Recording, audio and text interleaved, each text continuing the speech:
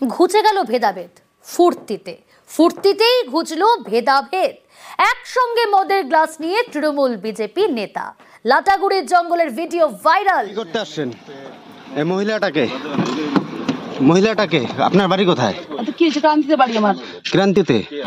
এই রাত্রে জঙ্গলের পাশে কি করতেছেন? এই রাত্রের মধ্যে কি করতেছেন এখানে? একসাথে বসতে পারি আমরা। এটা কি বসার জায়গা আপনাদের? 100 বার। এটা বসার জায়গা? ডাকেন, কাকে ফোন করবেন ডাকেন। ফোন করুন না, পঞ্চায়েতের সভাপতি এখানে আছে। কি অসুবিধা আছে? আবার মাল খাচ্ছেন এখানে রাত্রে রাস্তার মধ্যে বসে? এত অসুবিধা কি আছে তোমাদের? হ্যাঁ না, কোথায় তারা খাইতে পারে? ফোন করুন না, ফোন করুন। লোক ডাকবো? ওই ডাকতো, ফোন করতো, রঞ্জন কাকু ডাক দে। এই যে মাল খাচ্ছে এখানে মহিলা নিয়ে রাত্রের মধ্যে, আবার সারতেছেন কেন? আরে এটা হইতে পারে, না কেন হইতে পারে? কেন হইতে পারে এটা? কোথায় আপনার বাড়ি?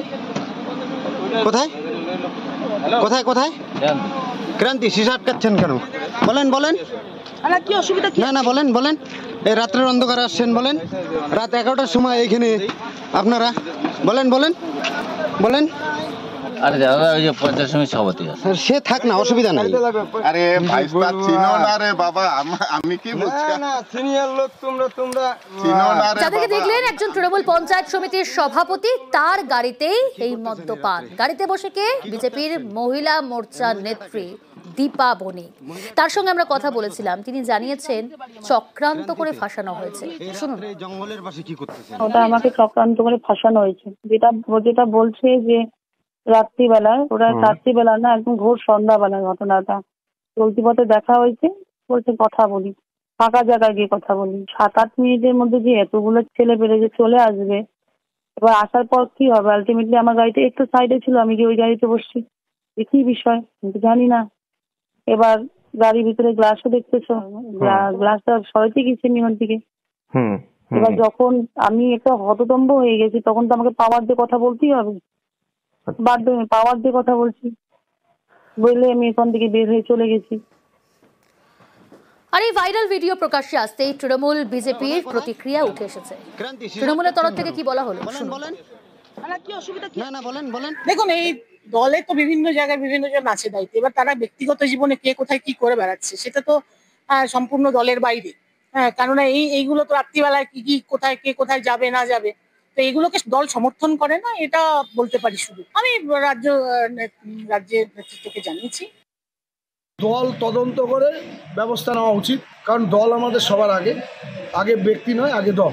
তো কোনো ব্যক্তি দ্বারা যদি দল কুলসিত হয়, তাহলে তার বিরুদ্ধে ব্যবস্থা নেওয়াটা অত্যন্ত জরুরি বলে আমার মনে হয়।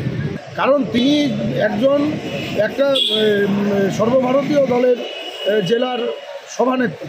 এবার সেই ক্ষেত্রে তার এটা কখনোই করা উচিত হয়। আর যদি এটা হয়ে থাকে, তাহলে দল কঠোর থেকে কঠোর ব্যবস্থা নেওয়া দরকার। কারণ আগামী দিনে যেন এইটা এমন সিদ্ধান্ত নেওয়া উচিত, যাতে ভবিষ্যতে যেন কেউ এরকম পথ অবলম্বন না করে। বনগাঁর দিকে নজর রাখা যাক। বিজেপি নেত্রী শ্লীলতাহানিতে ধৃত বিজেপিরই নেতা। পঞ্চায়েতের বিজেপি সদস্য শ্লীলতাহানির অভিযোগ, গ্রেফতার বনগাঁর 6 গড়িয়া পঞ্চায়েতের বিরোধী দলনেতা। সোমবার অভিযুক্ত শোভন তরফদারের নামে অভিযোগ, মহিলার অভিযোগ খারিজ শোভন তরফদারের। আমারই দলের মহিলা মেম্বার পূজা দেবনাথ। কি অভিযোগ করেছে আপনার বিরুদ্ধে? সেটা আমি সঠিক এখনো জানি না, তবে সম্পূর্ণ সে তার জায়গা না পাওয়ার কারণে আমার বিরুদ্ধে এই অভিযোগ। এটা আমার অপমান না, এটা পার্টির অপমান। অসভ্য ভাষায় তার স্বামী গালাগালি দেওয়ার কারণে আমি আমার কর্মী সমর্থকদের নিয়ে তাকে বোঝাতে গিয়েছিলাম, কিন্তু সে আলটিমেটলি আমার নামে কোনো কমপ্লেন করেছে থানায়। যে ঘটনাটা আমি শুনলাম, সেই ঘটনা যদি সত্যি হয়ে থাকে, তাহলে আইনগত যা ব্যবস্থা নিয়ে নিশ্চয়ই তার প্রশাসন নেবে, আর দলের মতো ব্যবস্থা করবে। আর যদি যেটা অন্যায়ভাবে অন্য কিছু করা হয়, দল তখন তার পাশে থাকবে। তমলুকের একটা খবর দিই আপনাদের। সরকারি জায়গা দখল করে ড্রেনের উপর শ্রমিক সংগঠনের অফিস, একের পর এক দোকান। সন্ধ্যের পর তৃণমূলের শ্রমিক সংগঠনের অফিসে বসে মদের আসর। তমলুকে চাঞ্চল্যকর অভিযোগ, আর এ নিয়ে পদক্ষেপের আশ্বাস দিয়েছে পুরসভা।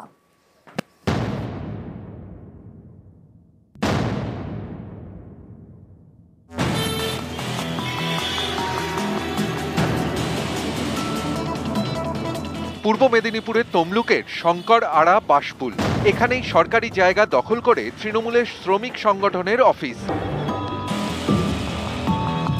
হলদিয়া মেচেদা রাজ্য সড়কের পাশে পূর্ত দফতরের জমিতে ড্রেন, সেই ড্রেনের উপর তৈরি করা হয়েছে মিনিবাস চালকদের ইউনিয়ন অফিস। পাশের কাঠামো ত্রিপল দিয়ে ঘেরা। শুধু শ্রমিক সংগঠনের অফিসই নয়, সরকারি জায়গা দখল করে নর্দমার উপরে তৈরি হয়েছে একের পর এক দোকান।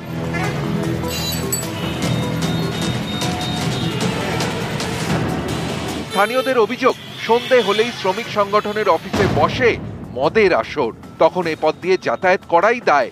এও অভিযোগ, ড্রেনের উপর ইউনিয়ন অফিস দোকান তৈরি হওয়ায় নিকাশি সমস্যা দিন দিনই বাড়ছে।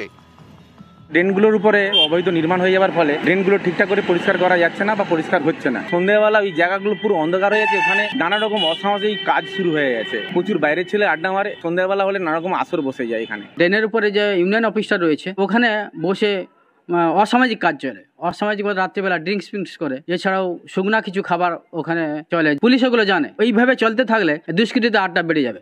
আমি প্রশাসনকে আগ্রহ করবে ইমিডিয়েটলি ওইসব জায়গা নষ্ট করে দেওয়া উচিত।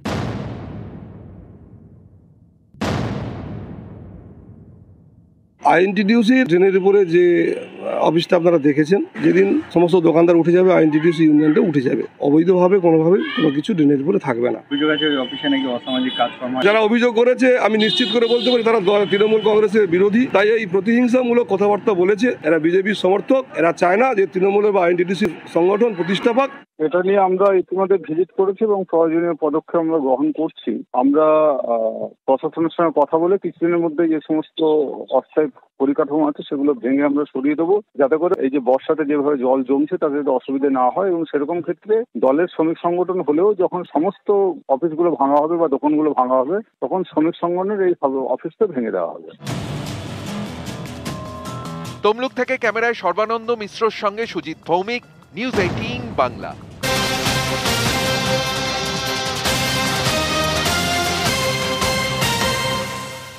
আপনাদের মনে আছে গত 30শে জুন আমরা দেখিয়েছিলাম খড়গপুরে প্রবীণ প্রতিবাদীকে রাস্তায় ফেলে বেধড়ক মারধর করেছিলেন বেবি কোলে।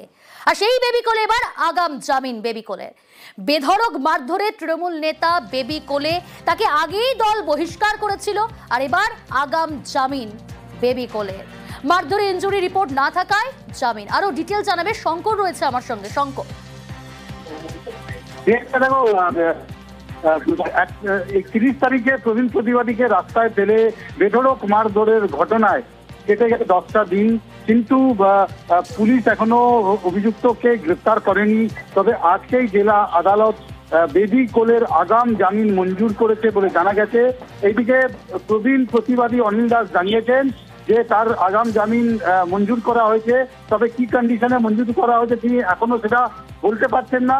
তবে বেবি কোলের যে আইনজীবী তিনি জানিয়েছেন যে বেবি কোলে আগাম জামিন মঞ্জুর করেছে জেলা আদালত এবং ইনজুরি রিপোর্ট না থাকার কারণে আগাম জামিন মঞ্জুর করা হয়েছে বলে যেটা আমরা জানতে পারছি। তুমি জানো যে 30 তারিখ প্রবীণ প্রতিবাদীকে রাস্তায় ফেলে বেধড়ক মারধরের ঘটনা ঘটেছিল, আর সেই মারধরের ঘটনায় গোটা রাজ্য জুড়ে তোলপাড় হয়েছিল।